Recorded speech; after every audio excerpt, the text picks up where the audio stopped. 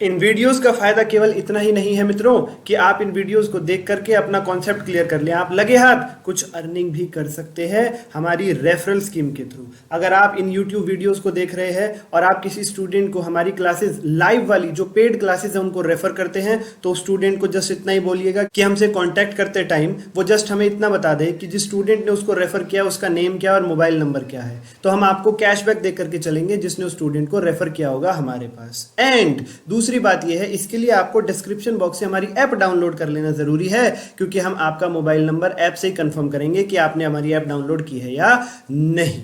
इसके बाद और भी बेनिफिट जो उस स्टूडेंट को मिलेंगे जो हमारी पेड लाइव क्लासेस खरीदेंगे, जो खाली इस यूट्यूब चैनल से कवर नहीं कर रहे होंगे क्लासेस को, उसमें आता है एमटीपी, आईटीपी, पीवाईक्यू की कवरेज, जो बहुत इंपॉर्टेंट चीज है। इनके बिना सीए, सीएस या सीएमए का कोई लेवल क्लियर करना थोड़ा सा मुश्किल हो जाता है। ये भी एक सच्चाई है, क्योंकि इंस्टीट्यूट के सभी मटेरियल जब आप कवर अप करके जाते हैं तभी एग्जाम अच्छे से कर पाते हैं, और रैंक भी उन्हीं लोगों की आती है जो इनको कवर करते हैं। तो पेड क्लासेस में आपको बहुत अच्छे से करवाया जाएगा। फिर एक और समस्या रहती है स्टूडेंट्स की, सर हमें ना एग्जाम से पहले कुछ याद नहीं आ रहा, क्योंकि हमने टेस्ट वेस्ट बिल्कुल दिए नहीं थे। तो हमारे यहाँ पे टेस्ट सीरीज चैप्टर वाइज भी रहेगी, कंबाइंड टेस्ट भी होंगे, एंड आपको वो चेक होके मिलेंगे। जो भी आपका इंस्टीट्यूट है, सीए, सीएसओ या सीएमए हो, उसके चेकिंग पैटर्न के हिसाब से आपको वो टेस्ट चेक होके मिलेंगे। सबसे बड़ी खास बात यही है, टेस्ट तो सब जगह होते हैं लेकिन चेक होके नहीं मिलते, और आपकी कमियां भी आपको बताई जाएंगी।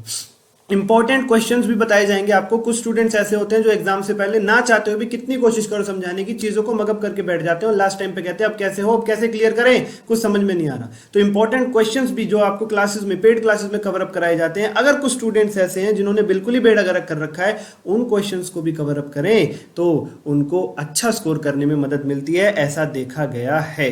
केबीसी राउंड होते हैं पेड क्लासेस में, ट्रू फॉल्स और एमसीक्यूज को इंटरेस्टिंग बनाने के लिए, और उनके विनर्स को हम गिफ्ट हैम्पर भी देते हैं, और ये भी हमारी ऐप पर ही हम लोग करके चलते हैं। प्रॉपर मेंटोरशिप, गाइडेंस और स्ट्रेटजीज प्रिपरेशन में मदद मिलेगी आपको। 3 मेंटोरशिप मिलेंगी हाफ आवर ईच की, जिसमें पर्सनली आप मुझसे बात कर सकते हैं। आपको पढ़ाई से रिलेटेड कोई भी समस्या चल रही है एग्जाम से पहले या एग्जाम्स के दौरान, आप उन 3 कॉल्स का फायदा ले सकते हैं। ठीक है, डाउट सेशन हर हफ्ते रहेंगे। इसके लिए आप टेलीग्राम में हमारा जो चैनल है वो भी डाउनलोड कर लीजिए डिस्क्रिप्शन बॉक्स से। वहां पे कुछ फ्री नोट्स, रिवीजन चार्ट्स या समरी चार्ट्स भी हम प्रोवाइड करते रहते हैं, उसको भी जरूर डाउनलोड कर लेना। टेलीग्राम चैनल पे भी हमसे कनेक्ट हो जाइएगा। और हमारी जो क्वेश्चंस बुक मिलती है, नोट्स बुक जो हमारी होती है, वो तो कलरफुल होती है, आपको पीडीएफ चाहिए, हार्ड कॉपी चाहिए, मिल जाएगी, लेकिन हमारी क्वेश्चंस बुक पे सब कुछ एक ही प्लेस पे होगा। स्टडी मेटल के क्वेश्चंस, एमटीपी, आरटीपी, पीवाईक्यू, पिछले सालों के क्वेश्चन पेपर, पीवाईक्यू मतलब, वो सब एक ही प्लेस पे होगा। आपको कुछ भी और रेफर करने की जरूरत नहीं पड़ेगी, जस्ट आप इस बुक को रेफर कर लेना। एग्जाम का कोई भी क्वेश्चन आपकी पहुंच से बाहर नहीं होगा। अनलिमिटेड व्यूज रहेंगे हमारी ऐप पर। जो लाइव क्लासेस हम लेंगे वो आपके एग्जाम्स तक अनलिमिटेडली आप देख सकते हैं, जितनी बार आप देखना चाहें। उसके बाद और एक्स्ट्रा फैसिलिटीज जो निकल करके आती हैं वो ये है कि आप अगर एक बार भी हमसे एसोसिएट हो जाते हैं तो उसके बाद नेक्स्ट लेवल पे अगर आपको रजिस्ट्रेशन करवाना है, आपको एग्जाम फॉर्म भरना है, एडमिट कार्ड डाउनलोड करना है, कोई अपडेट नोटिफिकेशन आई है इंस्टीट्यूट की, या फिर आपका जो रिजल्ट है वो सारी चीजें आपको आपके व्हाट्सएप पर, ईमेल पर हम लोग सेंड करेंगे अपनी तरफ से। हमारी जिम्मेदारी रहेगी, आपको जस्ट एग्जाम फॉर्म की या रजिस्ट्रेशन की फीस हमें ट्रांसफर करनी होगी। बाकी लीगल फॉर्मेलिटीज जो भी है वो सारी हम पूरी करके चलेंगे आपके बिहाफ। तो फ्रेंड्स, देरी ना करें और पेड वर्जन परचेज करने की कोशिश करें अगर आपको अच्छे मार्क्स लाने हैं या आपको बहुत रैंक होल्डर वाली कैटेगरी में आना है। स्टिल हमारी जो इन क्लिप्स में जो मटेरियल आपको कवर अप करवाया गया है वो भी बहुत ज्यादा सफिशिएंट है। अगर कुछ स्टूडेंट्स ऐसे हैं जो नहीं कर पा रहे हैं बिल्कुल भी पेमेंट अफोर्ड, तो वो यहां से बिल्कुल काम चला सकते हैं। आप देखिएगा आपका बहुत सारा सिलेबस जो है वो कवर अप हो चुका होगा, लेकिन केवल यही वीडियो से आप एग्जाम क्वालिफाई कर जाएं इस बात की गारंटी नहीं है। इसीलिए हम ये चीज कहते हैं कि पेड वर्जन का बेनिफिट बढ़िया रहेगा। स्टिल कोई बहुत नीडी दोस्त है तो आप इस वीडियो को जरूर शेयर करें, इस पूरी प्लेलिस्ट को शेयर करें, हमारे चैनल को शेयर करें, सब्सक्राइब जरूर कर दीजिएगा, वीडियो को लाइक कर दीजिएगा। हमारा ऑब्जेक्टिव पैसा कमाना है ऐसी भी कोई बात नहीं है, हमारा ऑब्जेक्टिव पूरा सोशल वेलफेयर करना है ऐसी भी कोई बात नहीं है। मैं बिल्कुल भी झूठ बोल के आपसे नहीं चलूंगा किसी भी लेवल पर कि पहले आपको कह दूं कि भाई फ्री फ्री फ्री और बाद में आपसे कहूं कि आ जाइए भाई पेड वर्जन में आ जाइए। और फैकल्टीज की तरह हमें ये काम नहीं करना है। रिस्पेक्ट वही है जहां आप एक बार बात बताओ और सही बात बताओ। सही बात यह है कि हम पेड वर्जन के थ्रू ज्यादा बेनिफिट्स अवेलेबल कराते हैं, उसके फायदे बहुत ज्यादा हैं। लेकिन हाँ, यह बात से भी इनकार नहीं किया जा सकता कि जितना भी कंटेंट हम यूट्यूब पे अवेलेबल कराएंगे वो स्टूडेंट्स को बहुत फायदा देगा, नीडी स्टूडेंट्स को उनसे फायदा जरूर होगा। वो हमारा सेकेंडरी ऑब्जेक्टिव है, इसमें भी कोई दो राय नहीं है। ठीक है, चलिए तो अब मेन पार्ट का मजा लीजिए, आप वीडियो पर आइए मेन पार्ट पर। Thank you.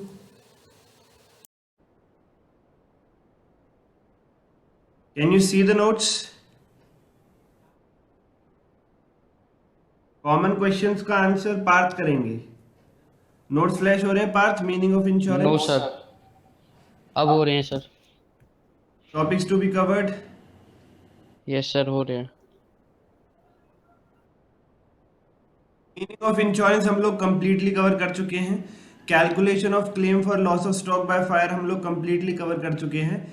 बट इसके नीचे ये जो नोट्स लिखे हुए हैं, ये नोट्स हमें कवर करके चलने हैं फ्रेंड्स। ओके, तो इन नोट्स के लिए मैंने आपसे कहा था कि आपको जो है कुछ एक एग्जाम्पल्स में कराऊंगा और ये नोट्स आपको समझ में आ जाएंगे। मजे की बात ये रहेगी, वो एग्जाम्पल्स आपके स्टडी मटेरियल से ही मैंने उठा रखे हैं, तो वो एग्जाम्पल के साथ साथ आपके स्टडी मटेरियल के क्वेश्चंस भी खत्म हो जाएंगे। एग्जाम्पल करेंगे, कॉन्सेप्ट समझेंगे, उसके बाद आज दो क्वेश्चंस हम लोग करने वाले हैं आपके मटेरियल से भी। ठीक है, आई वुड ट्राई कि हम दोनों के दोनों कर पाएं, बाकी देखते हैं कितना टाइम बचता है।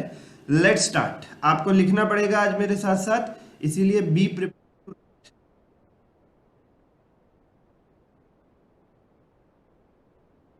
एग्जाम्पल,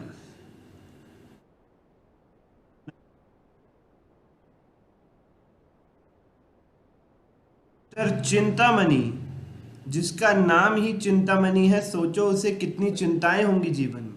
उसे आग की चिंता है मेरे स्टॉक में आग न लग जाए, इसीलिए वो फायर इंश्योरेंस कराएगा। Mister Chintamani prepares on 30th of September each year his annual accounts। 30 सितंबर को अपने खाते क्लोज करता है। अमूमन 1 अप्रैल से 31 मार्च सभी लोग अकाउंट्स बनाते हैं, पर मिस्टर चिंतामणि कुछ डिफरेंट है। वो 1 ऑफ अक्टूबर से लेकर 30th ऑफ सितंबर तक खाते बना करके चलता है। पिछला साल अभी क्लोज ही हुआ था 30 सितंबर को, और अक्टूबर, नवंबर और दिसंबर, अगले साल में 3 महीने ही बीते थे। 31 दिसंबर 2021 को आग लग गई my dear friends. Oh my God, सभी लोग 2 मिनट का मौन धारण करें। मिस्टर चिंतामणि के यहाँ पर आग लग गई and fire destroyed the greater part of his stock. वैसे इस लाइन से आपको क्या समझ में आता है? पूरा स्टॉक जल गया या स्टॉक का एक बड़ा हिस्सा जल गया, पूरा स्टॉक नहीं जला? कौन सी बात ठीक है? बड़ा हिस्सा जला है सर। पूरा स्टॉक नहीं नहीं जला। जला। अच्छा, अब ये कौन है जो अभी अभी ज्वाइन किए हैं परज? सर कर तो दिया सर, मैसेज उसको, कह रहा है वो ज्वाइन करने के लिए। और देखा नहीं उसने मैसेज। यार फोन कर देते यार, मैसेज। फोन करता हूँ सर। सब लोगों ने रूल बना लिया है कि रिकॉर्डेड क्लास देख लेंगे, तो ये गलत है ना, फिर लाइव क्यों कंडक्ट कर रहे हैं हम? रिकॉर्डेड ही देखनी है। तो fire destroyed the greater part of his stock thereafter from the information given below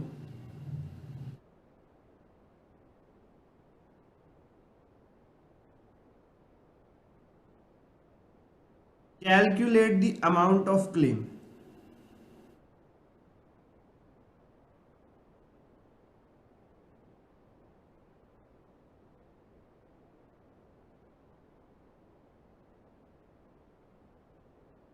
Stock as on 1st October 2021, 29,700। Purchases from 1st October 21 to 31st December 21, 75,000। From 1st October 21 to 31st December 21, 33,000।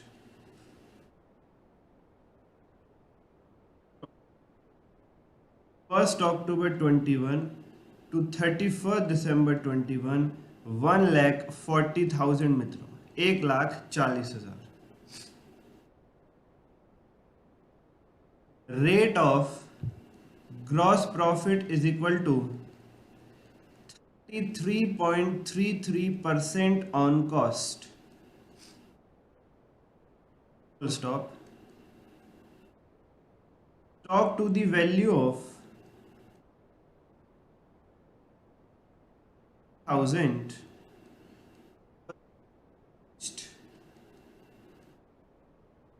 full stop. Insurance policy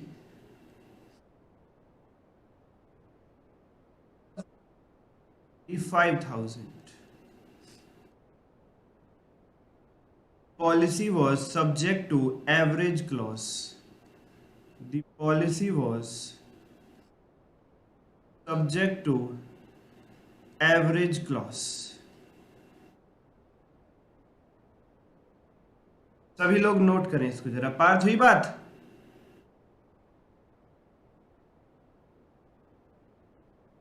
okay,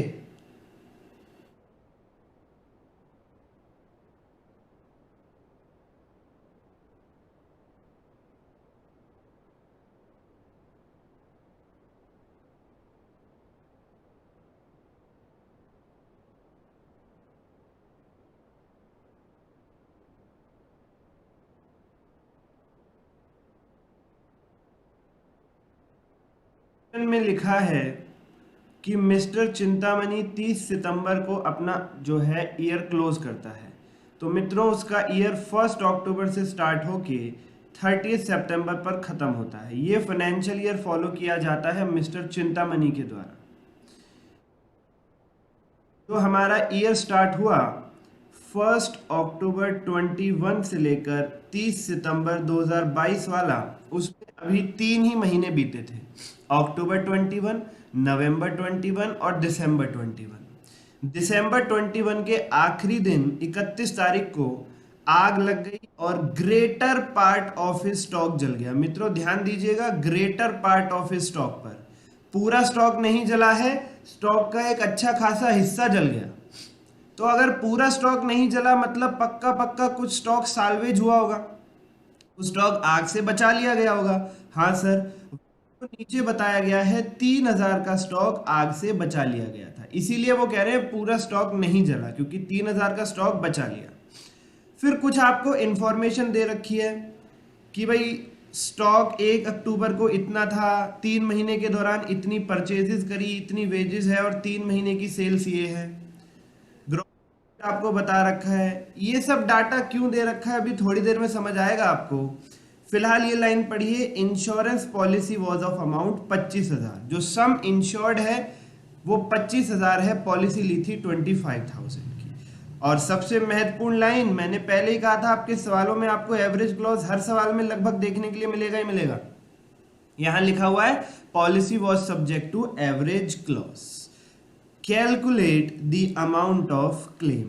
आपसे claim पूछा है जब average clause लागू होता है तब।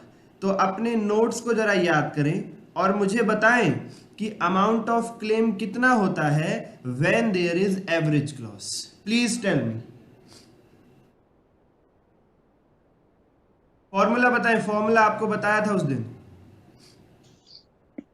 Sir, loss into sum insured upon में value.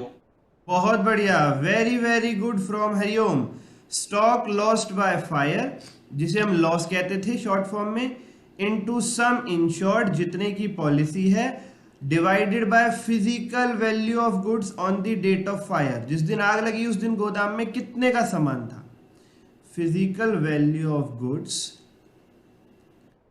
on the date of fire. This is your formula to calculate claim when there is average clause. और अब ये मत कहिएगा सर फॉर्मूला क्यों कह रहे हो, भाई पूरा लॉजिक बता चुका हूं।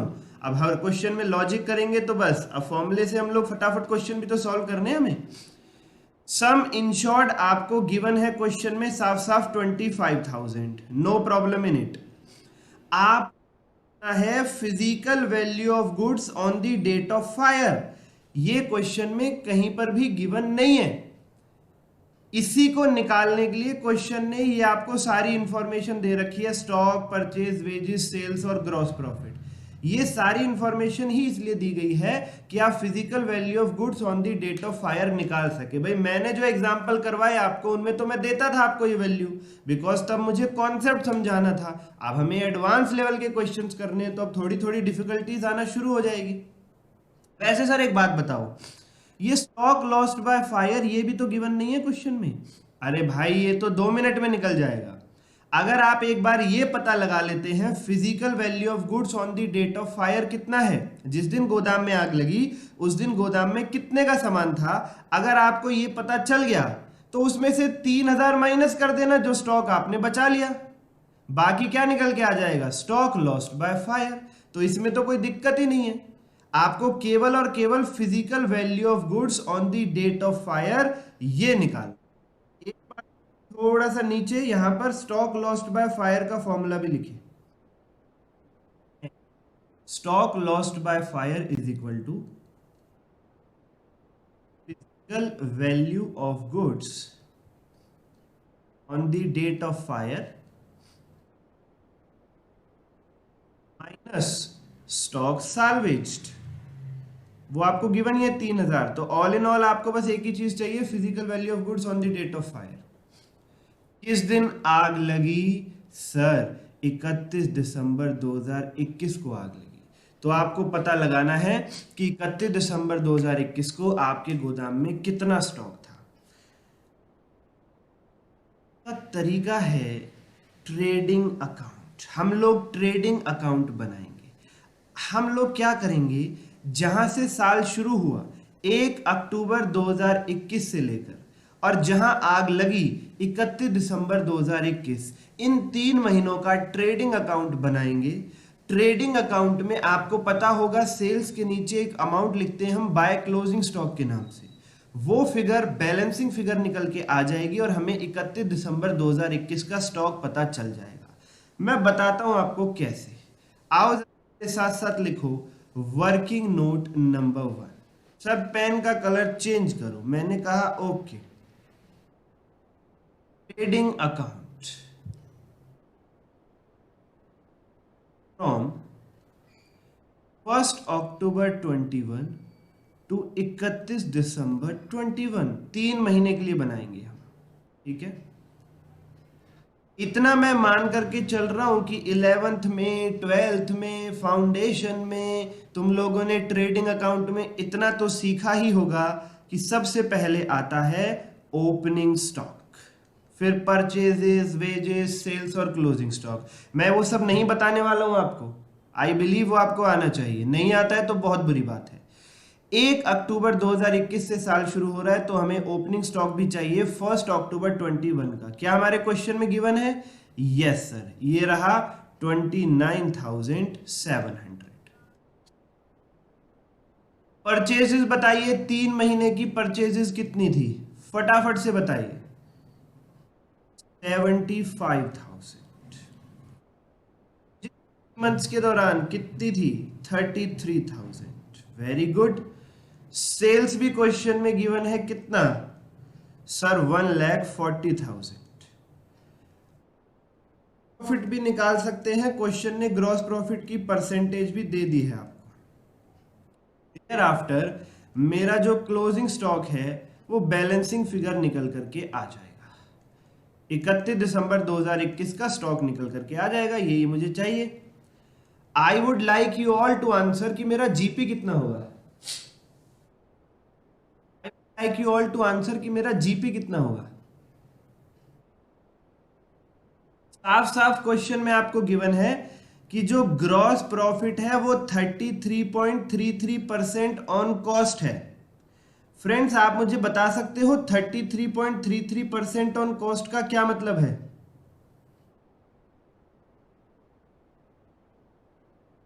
कैन यू टेल मी?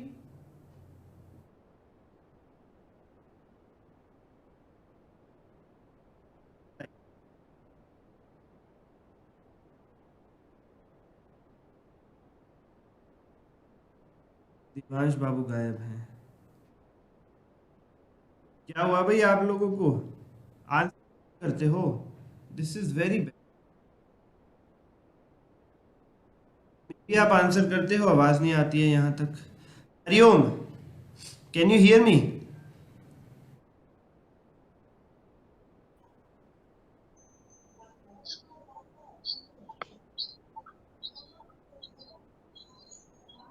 दोबारा बोलो हरिओम। Yes sir. ठीक है, तो फिर सुनाई दे रहा है तो पार्थ। देवांश तुम कहाँ चले गए थे भाई?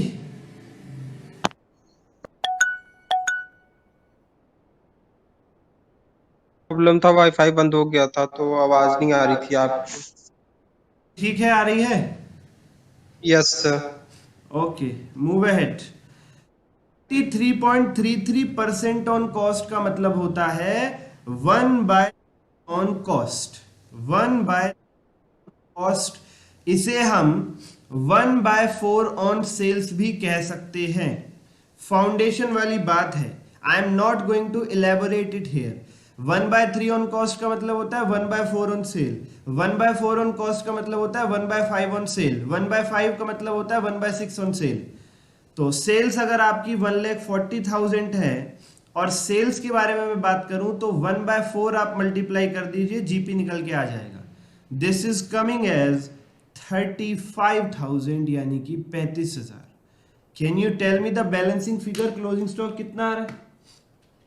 Late me calculate. 29,700 plus 75 plus 33 plus 35 minus 1,40,000। भाई कितना आ रहा है, जल्दी से बताओ।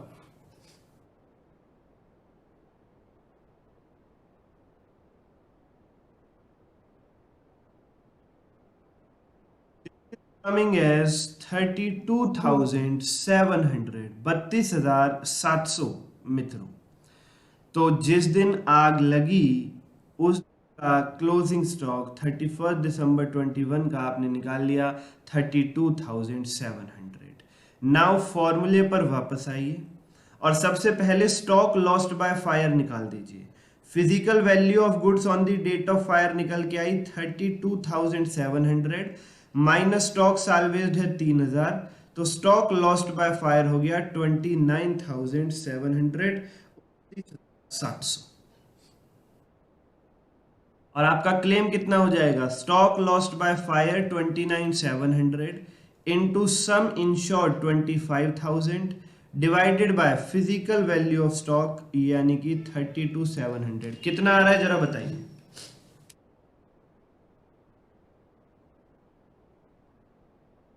22,706।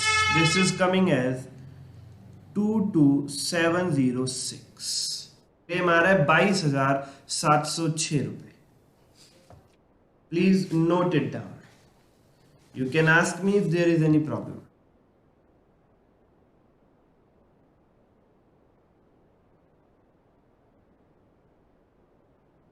Note it down first.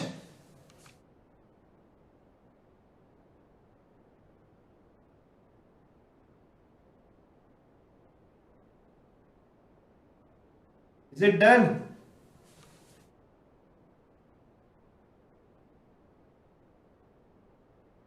लिख लिया तो बताएं, फटाफट आगे चलना है फिर।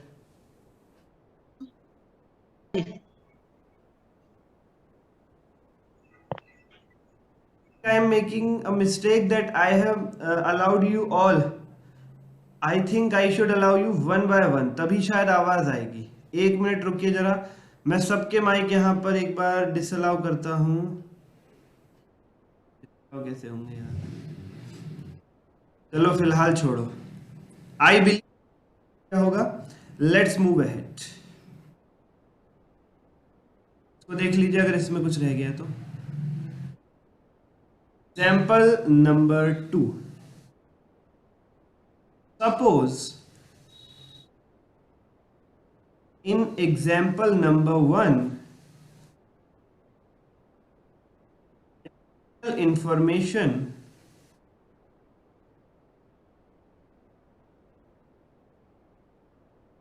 is also given as follows।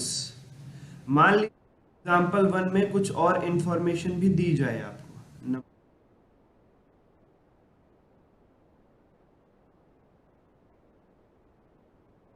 Stock at the beginning, यानी जो ओपनिंग स्टॉक था 1 अक्टूबर 2021 को 29,700 रुपए, was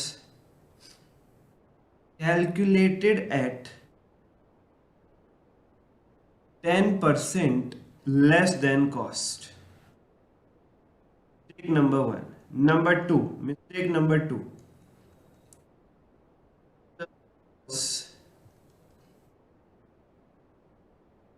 installed by firm's own workers, stop, he was paid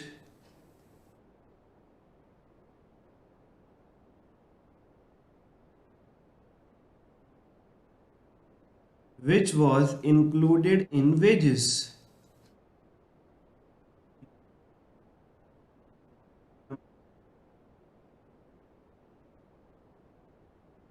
Take number 3. Purchases include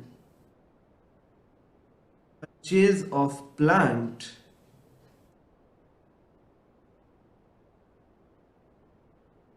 for rupees 5,000. For rupees 5,000.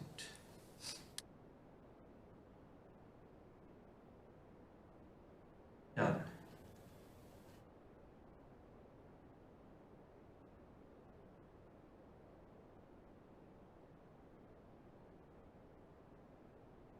Claim निकालने के लिए हमारा फॉर्मूला तो वही, एवरेज ग्रोथ वगैरह वो सब बातें एज इट इज हैं, बस 3 नई बात निकल करके आ गई है क्वेश्चन में। तो फॉर्मूला तो वही रहेगा जी, stock lost by fire multiplied by sum insured divided by value of goods on date of fire, and stock lost by fire बिल्कुल उसी तरीके से निकालेंगे आप।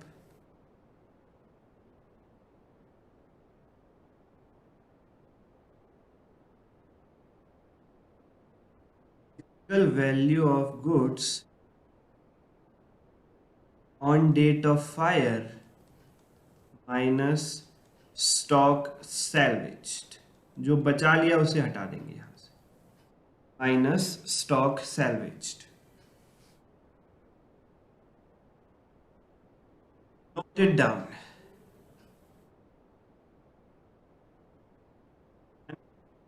Seconds please note it down. हो गया भाई। Okay Harish, very good.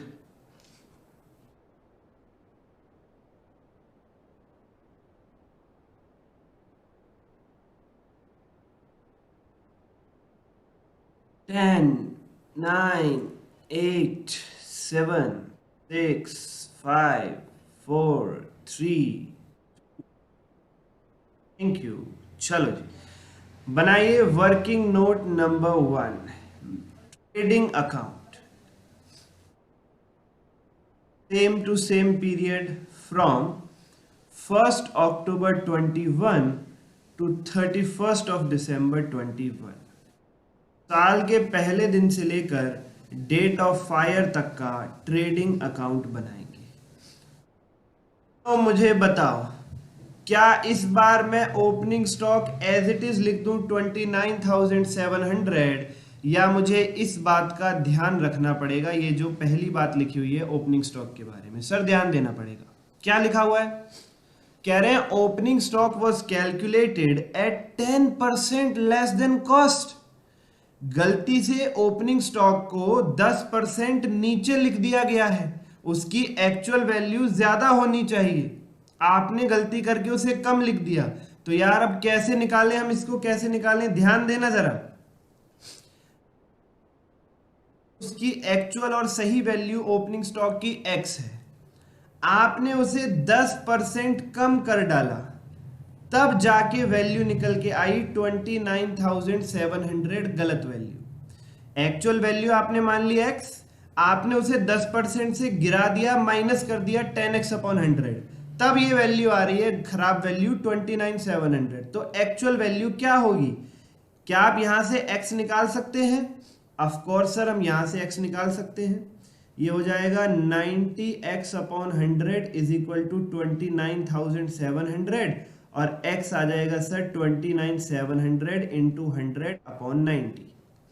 That is, कैलसी पे आपको क्या करना है, 29,700 लिखिए, डिवाइड का बटन दबाइए, 90 लिखिए और परसेंटेज का बटन दबा दीजिए, सीधा आ जाएगा 33,000। एग्जाम में केवल इतना लिखना है ओपनिंग स्टॉक के नीचे जितना मैं लिखा रहा हूं, 29,700 डिवाइडेड बाय 90%, 33,000। परचेजेस थी आपकी 75,000 की, लेकिन माय डियर फ्रेंड्स आपने एक गलती कर रखी इस बार। नंबर 3, परचेजेस में आपने प्लांट की खरीद को भी जोड़ रखा है। जब वो तो प्लांट अकाउंट में डेबिट होना चाहिए ना, आपने उसे परचेज में जोड़ दिया, तो 5,000 यहां से हटाना पड़ेगा आपको। You would have to remove it from here. -5,000 purchases actually would only be of 70,000. Now come on wages. Your actual wages were 33,000, but आपने क्या किया हुआ है, आपने जो प्लांट इंस्टॉल कराया 500 रुपए, उसकी वेजेस को भी वेजेस में जोड़ दिया। प्लांट इंस्टॉल कराने की वेजेस का जो खर्चा होता है मित्रों, वो प्लांट अकाउंट में डेबिट होता है, आपको पता होना चाहिए। -500, तो वेजेस रह जाएगी 32,500। सेल्स में कोई एडजस्टमेंट नहीं है, सेल्स एज इट इज आ जाएगी 1,40,000। There is no adjustment in gross profit, as it is आ जाएगा 1,40,000 इंटू 1/4, बोले तो 35,000। Calculate closing stock now as balancing figure, और इसका आंसर देंगे मिस्टर हरीश कि क्लोजिंग स्टॉक बैलेंसिंग फिगर कितना निकल करके आ रहा है।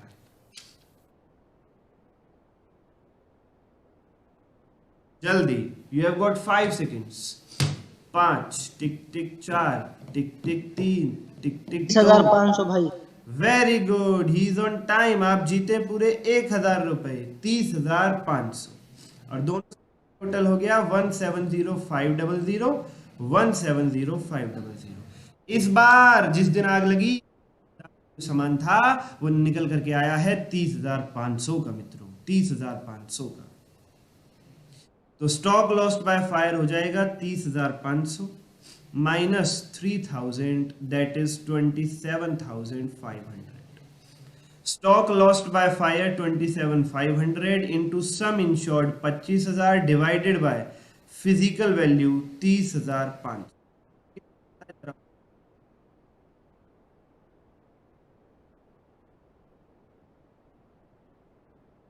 22,541. This is coming as rupees 22,541, 22,541 रुपए।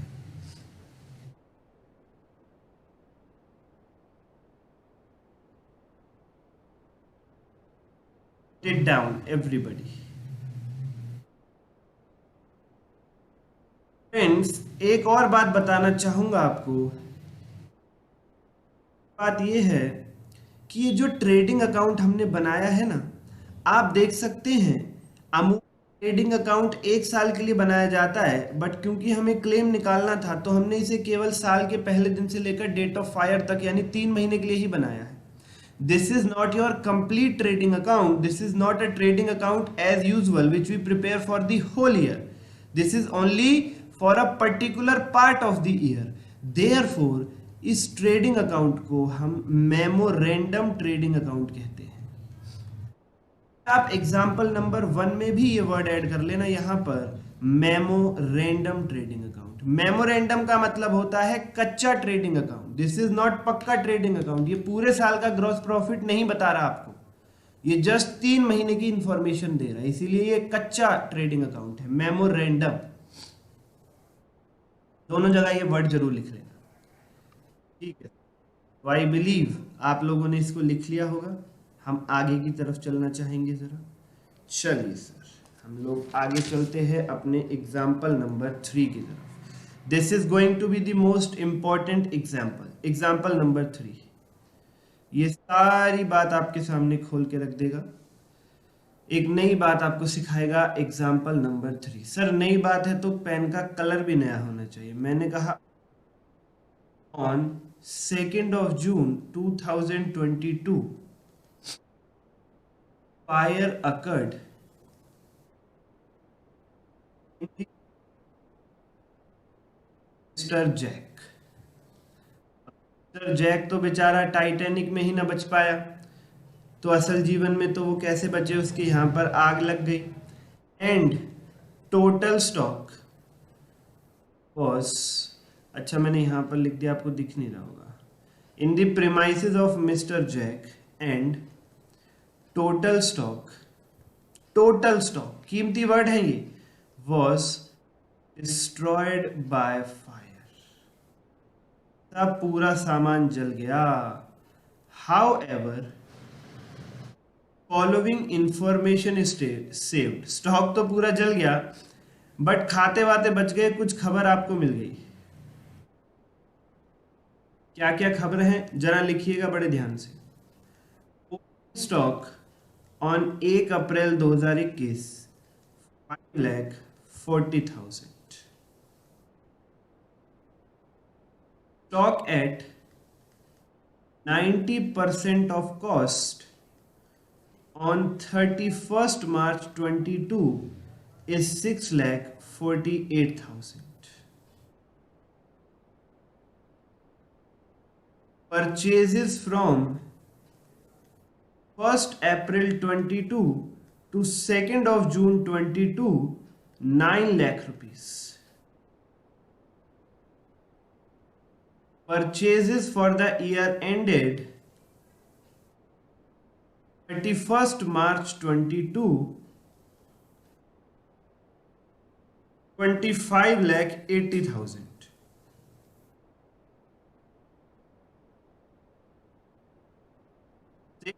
The year ended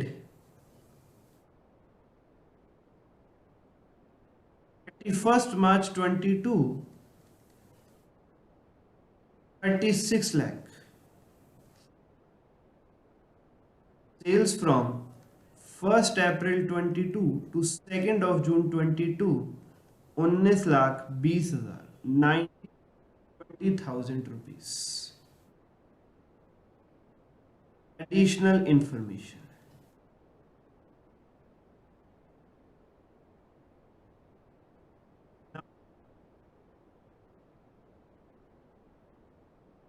Purchases from 1st April 22 to 2nd June 22 includes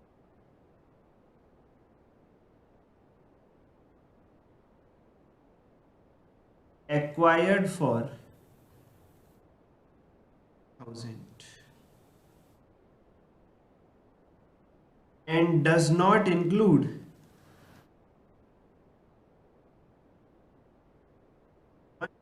$20,000 goods from suppliers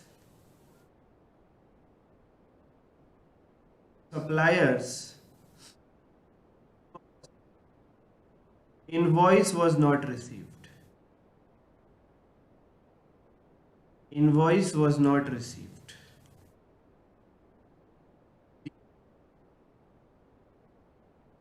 Go down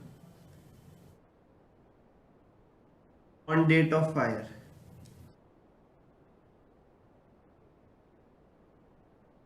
Second point.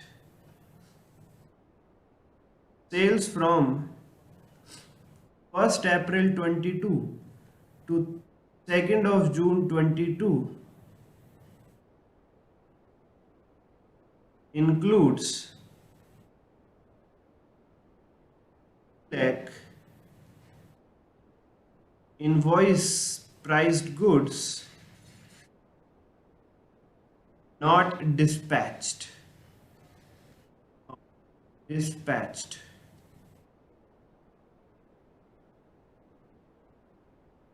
Sum insured is 80,000 and it is subject to average clause, and it is subject to average clause. Out claim.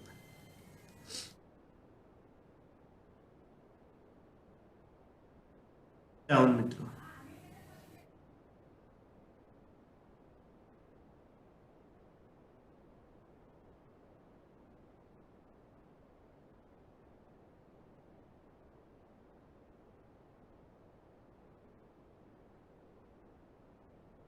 भाई।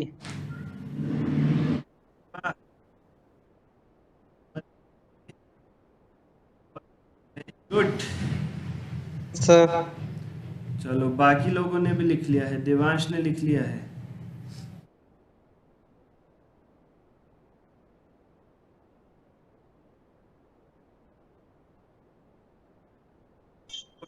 कोई word समझ नहीं आ रहा हो तो पूछ लेना, ठीक है। चलिए, तो इस सवाल में आपका होगा डाटा थोड़ा सा ज्यादा है। पिछले एग्जांपल्स में क्या था, 3 महीने की परचेज दे रखी थी, 3 महीने की सेल दे रखी थी और वेजेस वगैरह दे रखी थी।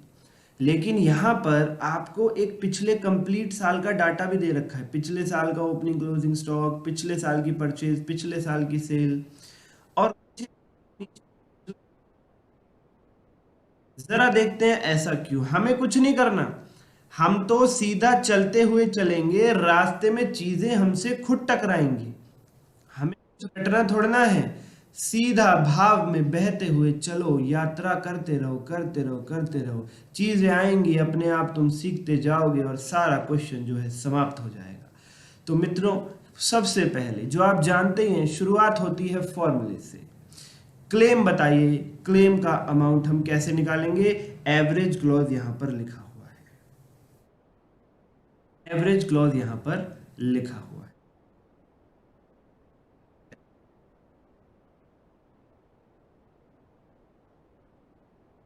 Sir, stock lost by fire into sum insured divided by physical value of good of fire.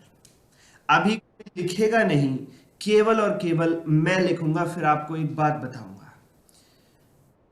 कोई मत लिखिएगा। Stock lost by fire multiplied by sum insured divided bye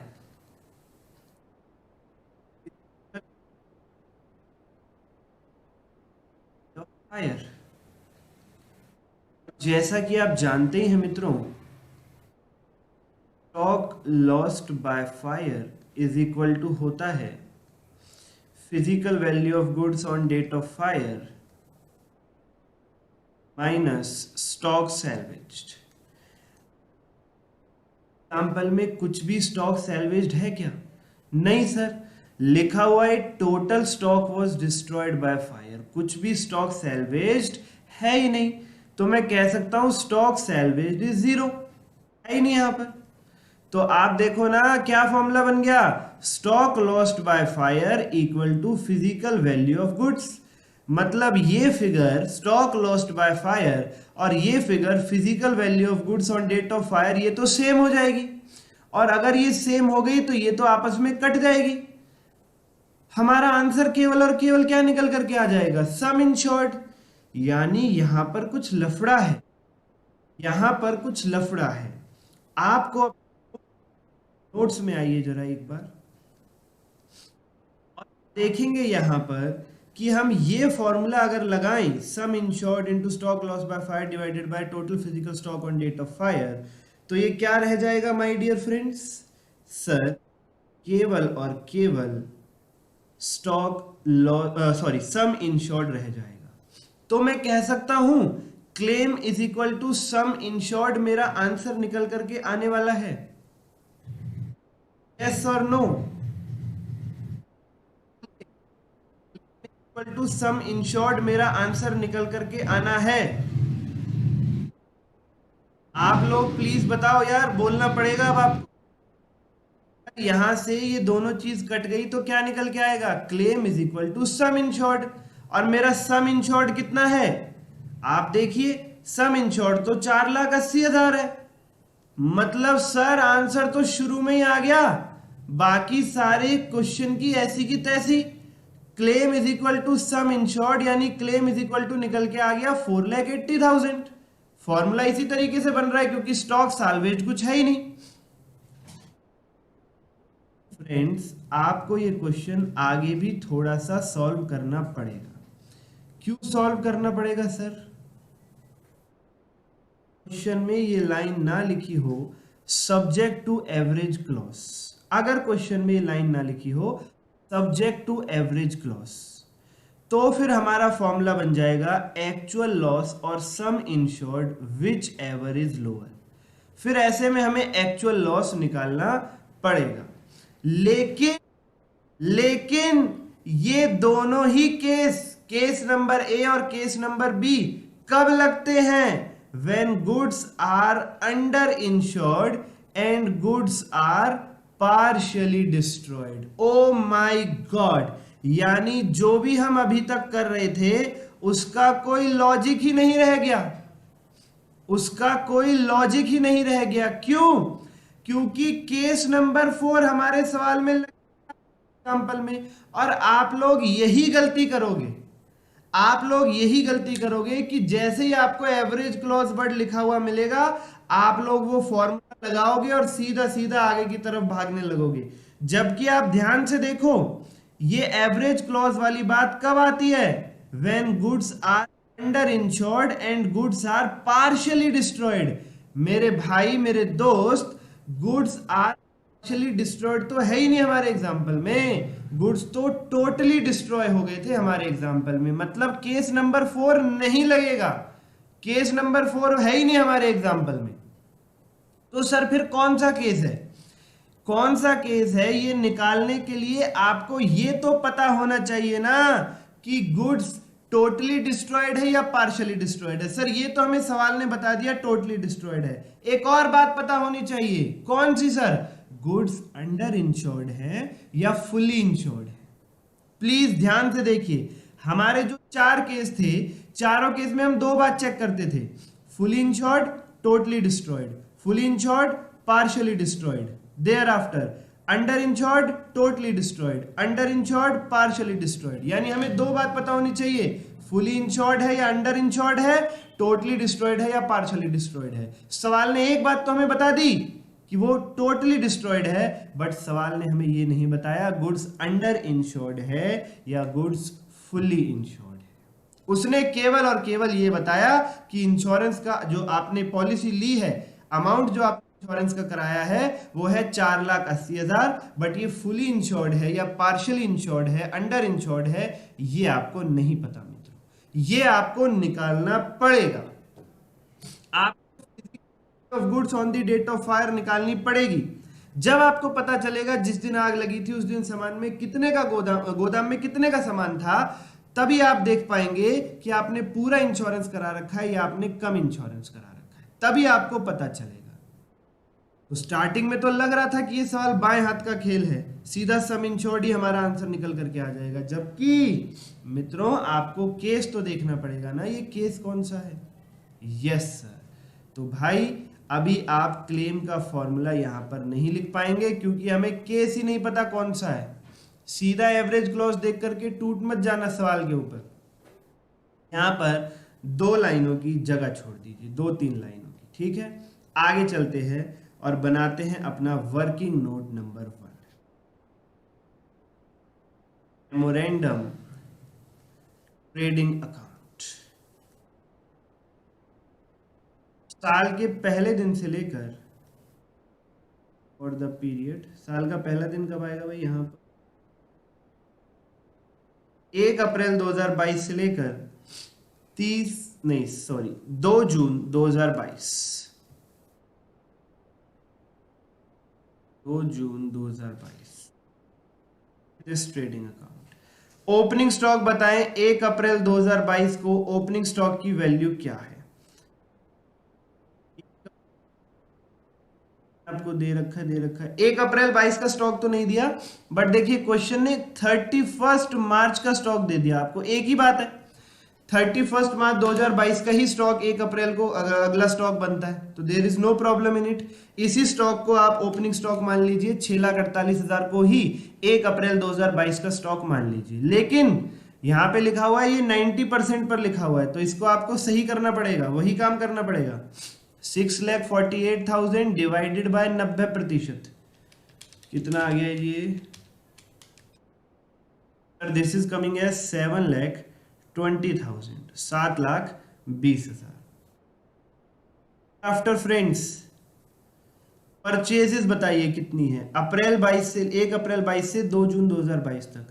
sir ये रही 9 लाख रुपए की परचेजेस है, 9 लाख रुपीस की परचेजेस है। लेकिन ध्यान देना कुछ एडिशनल इंफॉर्मेशन भी है इसके बारे में। क्या लिखा हुआ है सर?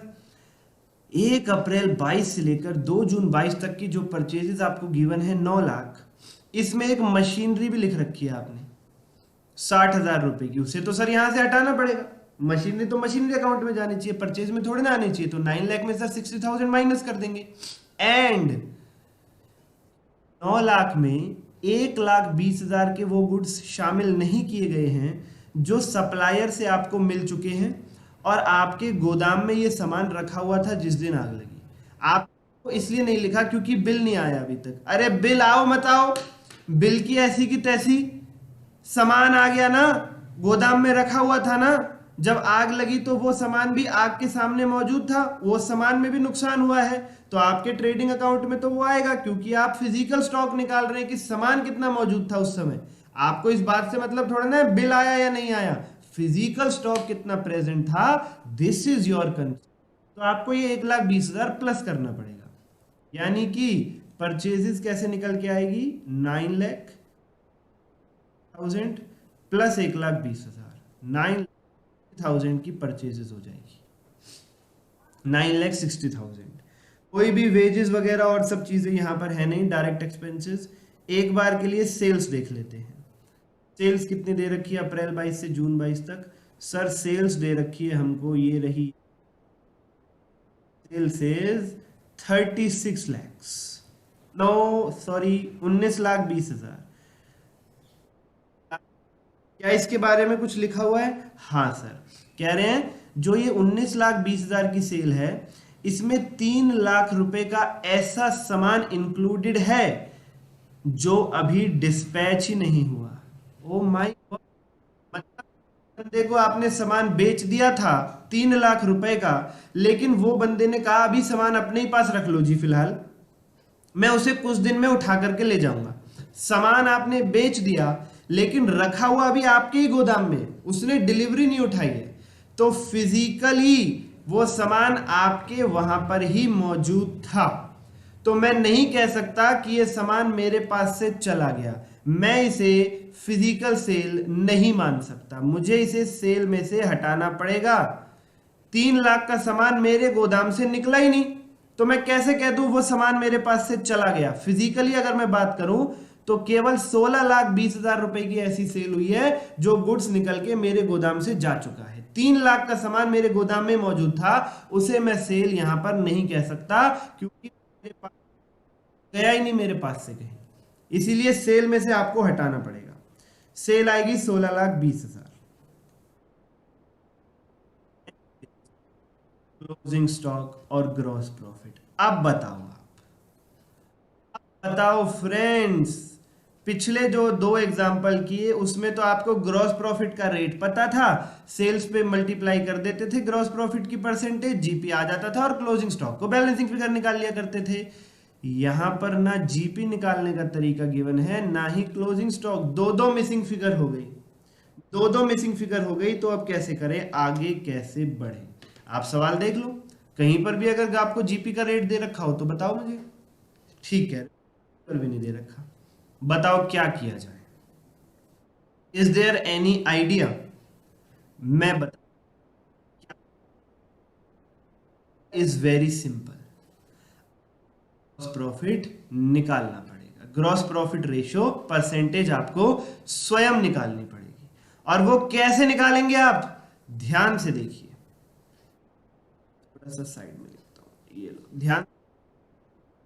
ईयर है लेट से 1 अप्रैल 21 से लेकर 31 मार्च 2022, और हमने अभी ट्रेडिंग अकाउंट बनाया 1 अप्रैल 22 से लेकर अप्रैल, मई और 2 जून 2022 तक का। इस पीरियड का हम ट्रेडिंग अकाउंट बना रहे हैं, ठीक है। इसके लिए हमें ग्रॉस प्रॉफिट रेशियो चाहिए कि भाई जीपी कितने परसेंट है, वो हमें चाहिए। अब मित्रों, क्वेश्चन में अगर ये गिवन होता तो काम चल जाता, कोई प्रॉब्लम वाली बात होती नहीं, लेकिन क्वेश्चन में ये गिवन नहीं है। हाँ, क्वेश्चन ने आपको 21-22 का डाटा दे रखा है, पिछले साल का। 21-22 का आपको काफी सारा डाटा दे रखा है, ओपनिंग स्टॉक, परचेज, सेल, सारी चीज बता रखी है। मतलब आपको पता है क्या करना है, आपको 21-22 का ट्रेडिंग अकाउंट बनाना है। 21-22 के ट्रेडिंग अकाउंट से जो जीपी निकल के आएगा वो वाली परसेंटेज आपको निकाल करके एज इट इज 1 अप्रैल 22 से लेकर 2 जून 22 तक के ट्रेडिंग अकाउंट में यूज कर लेनी है। मतलब या तो gross profit ratio directly given हो, नहीं तो हम पिछले साल का ट्रेडिंग अकाउंट बना करके उस परसेंटेज को निकालेंगे और पिछले साल का ही जो जीपी रेशियो है उसी को अपने मेमोरेंडम ट्रेडिंग अकाउंट में अप्लाई कर देंगे। जब ताजा ग्रॉस प्रॉफिट रेशियो सवाल ने नहीं बताया तो हमें पिछले साल का ग्रॉस प्रॉफिट रेशियो खुद निकाल करके उसी को अप्लाई कर देना है। This is the best possible solution. अगर ताजा जीपी रेशियो करंट 3 महीने का जीपी रेशियो नहीं है तो आप पिछले साल का जीपी रेशियो निकालो और उसी को अपने करंट पीरियड में अप्लाई कर दीजिए। वही सवाल भी चाहता है, इसीलिए उसने आपको पिछले साल का डाटा दिया है। तो यानी आपको पिछले साल 1 अप्रैल 2021 से लेकर 31 मार्च 2022 तक का ट्रेडिंग अकाउंट बनाना पड़ेगा। वर्किंग नोट नंबर 2, और इसे मैं मेमोरेंडम ट्रेडिंग अकाउंट बिल्कुल नहीं कहूंगा क्योंकि ये पूरे साल के लिए बनेगा, 1 अप्रैल 21 to 31 मार्च 22।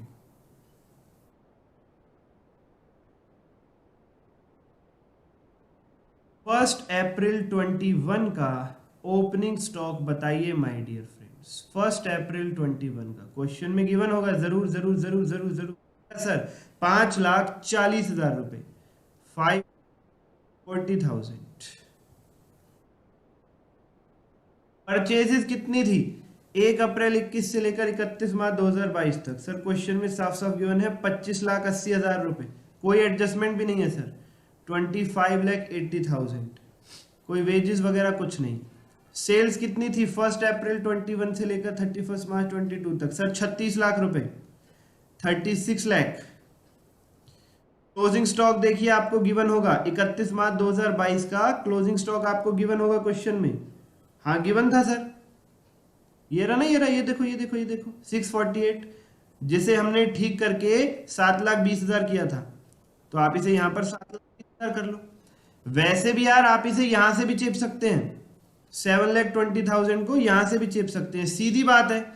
1 अप्रैल 22 को जो ओपनिंग स्टॉक है वही 31 मार्च 22 को क्लोजिंग स्टॉक रहेगा, बिल्कुल सीधी सी बात है।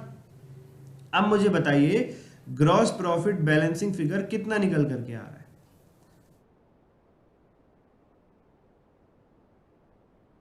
सर 36 और 7 43,20,000 minus 5,40,000 minus 25,80,000, this is coming as sir 12 lakh rupees. Total हो गया 43,20,000, 43,20,000। प्लीज टेल मी परसेंट कितना निकल के आया? Percentage gross profit on sales, sales का कितने प्रतिशत ग्रॉस प्रॉफिट हम कमा रहे हैं? सिंपल फॉर्मूला है, gross profit divided by net sales. Net sales का मतलब होता है सेल रिटर्न माइनस कर देने के बाद। कुछ सेल रिटर्न थी नहीं इसलिए हमने माइनस नहीं किया, होती तो उसे माइनस जरूर कर देते। परचेज रिटर्न होती उसे भी माइनस कर देते, into 100।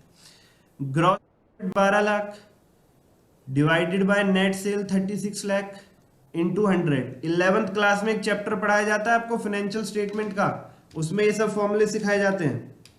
36 lakh into 100, this is coming as 33.33%।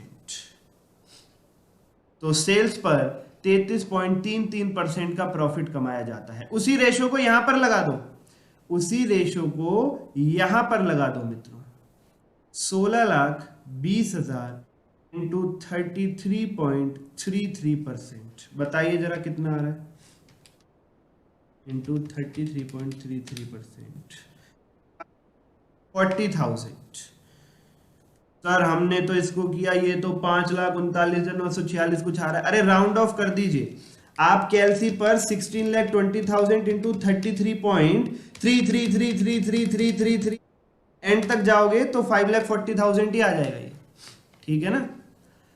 Closing stock balancing figure निकल करके आएगा। अब कितना आता है, 9 7 16 80 17 5 22 लाख 20,000 16 लाख 20,000 6 लाख आ गया भाई। आपका क्लोजिंग स्टॉक निकल के आ गया 6 लाख रुपए। As simple as that. तो इस क्वेश्चन ने एक एक्स्ट्रा काम करवा दिया आपसे। पिछले एग्जांपल्स में क्या था, आपको जीपी रेशियो सीधा गिवन था, उसे लगा दिया करते थे और आगे बढ़ जाते थे, लेकिन इसमें आपको मेहनत करवाई, जीपी रेशियो भी आपने खुद ही निकाला। और पिछले सवालों से मैच मत करना कि सर पिछले सवाल में तो आपने 1/4 कर दिया था, वो 33.33% कॉस्ट पर था, इसलिए उसे सेल पे चेंज किया तब अप्लाई किया। ये 33.33% सेल्स पर ही निकल करके आया है, तो सीधा सेल वैल्यू से मल्टीप्लाई कर दिया, 1/4 कन्वर्ट नहीं किया मैंने। Okay sir. फ्रेंड्स, नाउ मुझे बताइए मेरे पास स्टॉक कितने का था। सर 6 लाख रुपए का स्टॉक था जिस दिन आग लगी, और मैंने कितने का इंश्योरेंस लिया है। सर केवल 4,80,000 का। Tell me, I would like every one of you to answer. Mister Devansh, full insurance या under insurance? Partha?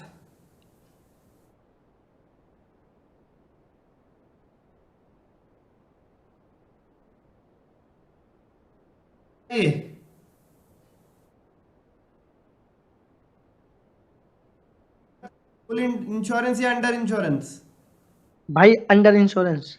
Very good. Harish का नेटवर्क आज सुपर फास्ट है, सही जवाब एकदम। वैसे भी और वैसे भी दोनों नेटवर्क ठीक चल रहे हैं, फोन का भी और दिमाग का भी। अंडर इंश्योरेंस है, very very good, this is under insurance.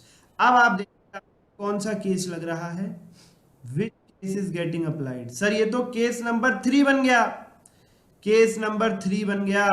Goods are under insured and goods are totally destroyed.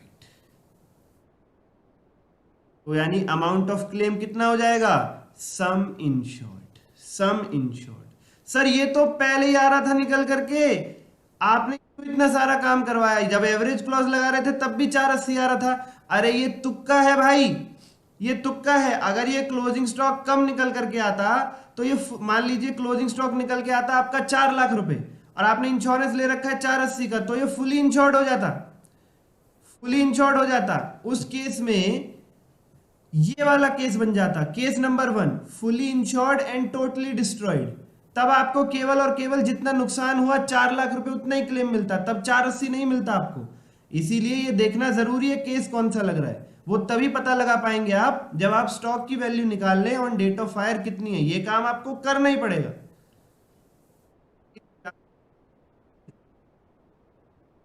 Case number 3 के हिसाब से।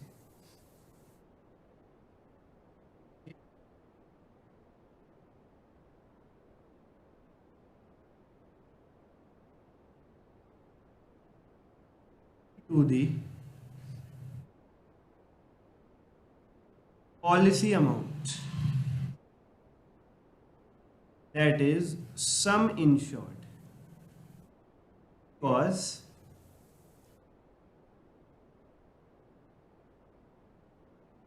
insured and totally destroyed, मतलब केस 3 लग गया।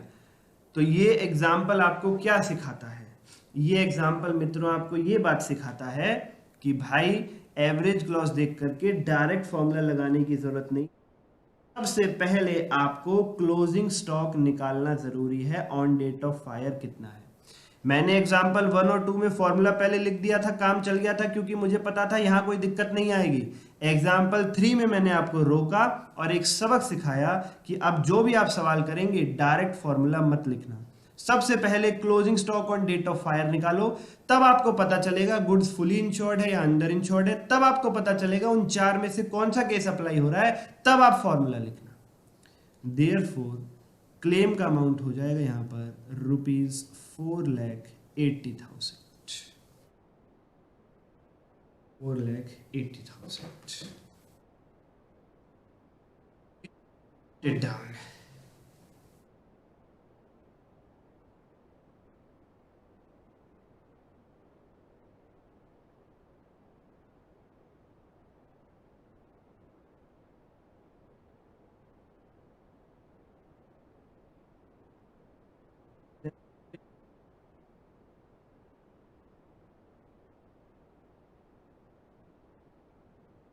चलिए मैं आगे चलता हूँ फिर। आई बिलीव कि आप लोगों ने ये पूरा लिख लिया होगा।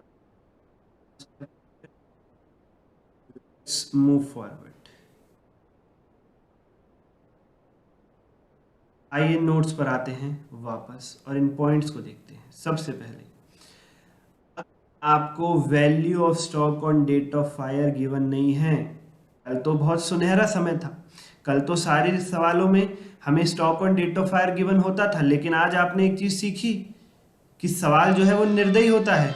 आपको value of stock on date of fire नहीं बताएगा, कई बार नहीं बताएगा। तो ऐसे केस में आपको क्या करना पड़ेगा? मेमोरेंडम ट्रेडिंग अकाउंट बनाना पड़ेगा साल के पहले दिन से लेकर up to the date of fire. 1 second.